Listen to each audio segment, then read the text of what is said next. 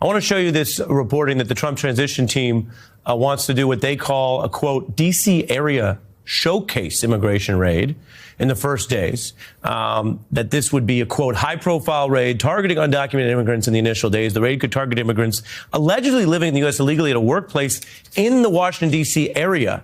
I'm curious what you think of this, because I've covered this. I've had Stephen Miller on the show. I think we can stipulate that there are debates about immigration in this country, and undocumented immigration has been rising. And there's a question about how to deal with that in a holistic way that is humane but protects national security. I'm curious what you think of something that's already being billed as a kind of, quote, show or advertisement. Isn't this issue more important than making a D.C. show for the D.C., I guess, media market? You know, I'm an old man now. I've been a boxer all my life. I've given it up because of my frailty.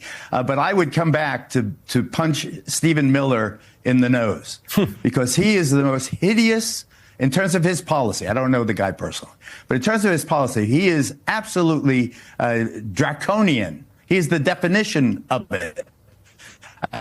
He doesn't want to resolve the issue. He wants to scapegoat certain people that will, in his mind, it will resound favorably to President Trump. I think that this is a horrible idea. A showcase of raids in the D.C. area. You know what that's going to do? It will heighten uncertainty in the immigration among immigrants. It will infuriate the Democrats. It will motivate that base. It will absolutely garner him no additional points. He needs now to use this bluster and use this moment and use these first 100 days to make deals. He prides himself on being a deal maker. He did in his other life when I knew him better. Yeah. Now make a deal.